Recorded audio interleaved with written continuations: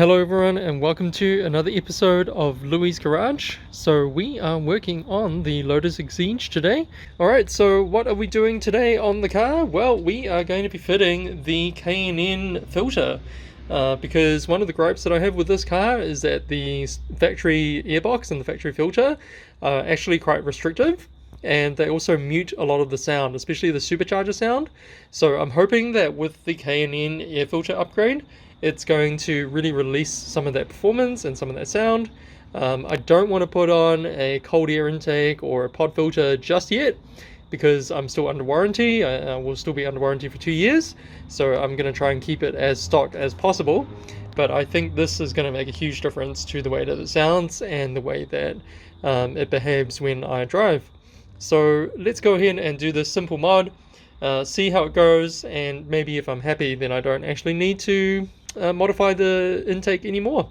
Alright everyone, we're looking at the engine bay now, at the back of the car, and I think the first thing we have to do is to remove these covers at the back of the engine bay. Now a lot of people remove these just for weight savings, but I think I'm going to keep them there because they look pretty cool. So we're going to be undoing these bolts. There's 6 of them, 4 on the side and 2 in the middle. And then we should be able to lift that up and reveal the entirety of the air filter housing. Alright everyone, so they are a 4mm hex. So get your hex bit or your Allen key out and just start undoing them. They shouldn't be too tight. And we'll just need to go around and do all 6.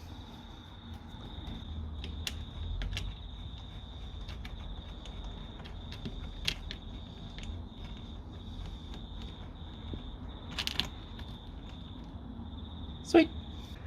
Alright, turns out there's actually 7. There's one also down here connecting the 2 pieces together, but that should be pretty easy to remove. So just get rid of all the bolts and then remove the covers.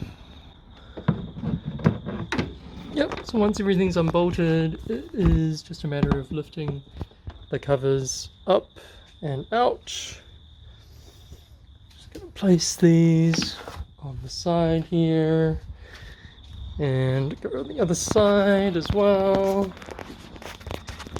And then just lift this out of the way.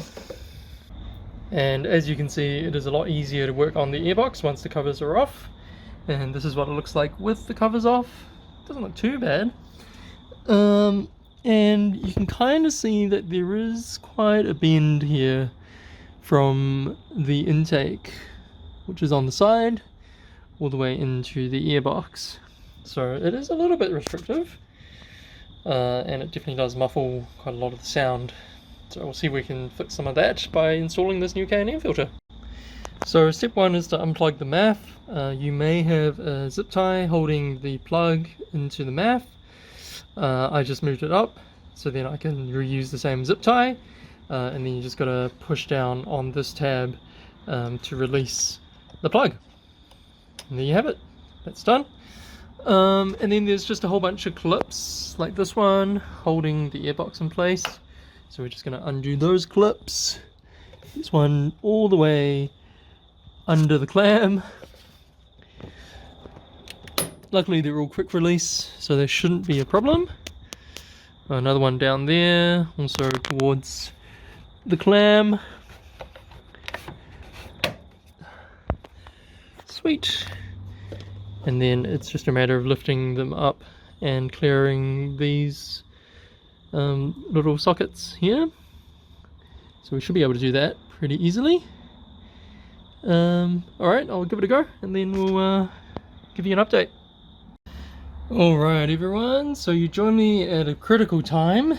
Unfortunately I found that I can get this clip undone pretty easily. So I just need to push this one down a little and then move it out of the way, and then that gets undone, so that's pretty easy. And there's also one under here which is pretty easy to undo, this one here. Sorry, it's a bit hard with the light at the moment, but yeah, there's one literally just down there. And the only problem is there's one down there, this one here, which I cannot undo without opening up the wheel well. So I'm going to take off the wheel arch liner, and that's pretty easy to do. So I've jacked up the car on this side, I've taken the wheel off, and I'm just going to start undoing some of these scrivets. Oopsie, don't do that. Undoing some of these scrivets. So you can just unscrew them a little bit until they come out like this. Don't try and unscrew them all the way because it usually doesn't work. So once you get them out just a little bit, you can usually just pull on them and they'll just come out like that. So not too hard to remove these. So I'm just going to remove probably the whole wheel arch, and then yeah, we'll probably be able to access that clip.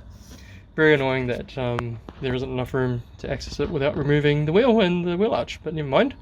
There you go. So with the wheel arch removed, you can kind of see the extent of the problem.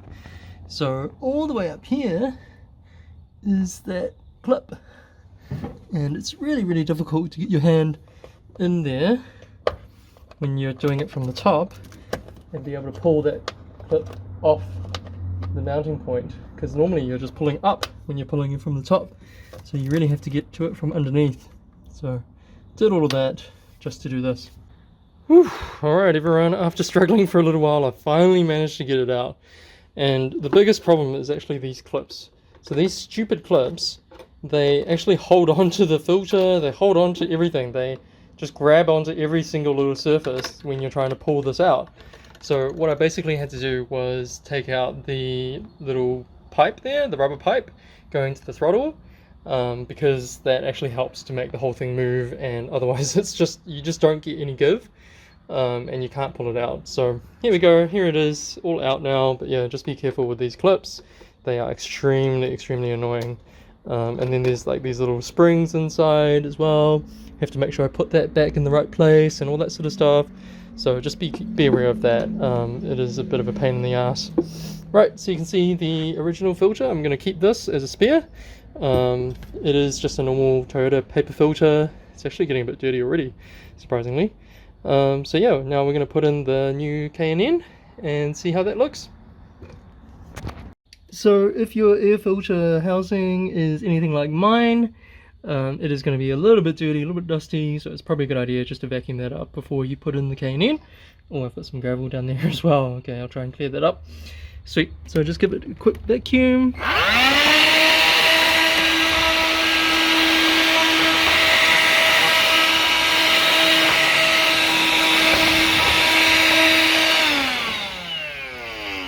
Sweet, looking good already. I'll just do a little bit more of that and we should be ready to go.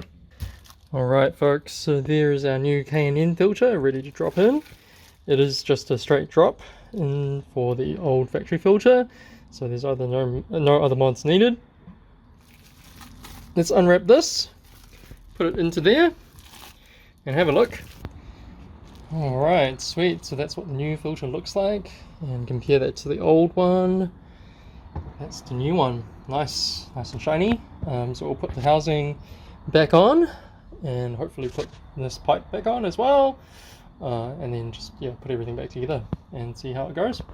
Alright, so the K&N air filter, again I have to be a little bit embarrassed and say that it's been a little while since I've actually put in the K&N air filter. I didn't really want to make the video when the car was still under warranty. But it has been almost 3 years now since I put the K&N air filter in. And what do I think about the air filter? I definitely think it's worthwhile to do, because you do definitely feel like there is more response and there's a little bit more induction noise, a little bit more supercharger noise. It definitely helps you to feel a bit more connected to the car. And the other good thing is I've actually already taken the air filter out and cleaned it once. It was quite filthy, so it is a job that you will be doing fairly often, probably once every 2 years, or once every couple of services, I would say, just to keep the air filter nice and fresh and keeping the engine breathing. So I definitely think it's worthwhile putting in the K&N air filter, especially considering the price. And if you're doing a service already, you're already jacking up the car, it's only a few extra steps to get the air filter out and either clean it or put in the K&N air filter. Definitely worthwhile doing, and I've had it on there for a few years now. There's no check engine light or anything like that, so it just works seamlessly with the stock system. Alright, thanks everyone, and I will see you on the next episode. I've got a bit of a backlog to clear on the Lotus. I've got the engine oil service, I've got the clutch bleed procedure, I've got the transmission service to go. So there's quite a few things coming for the Exige as well.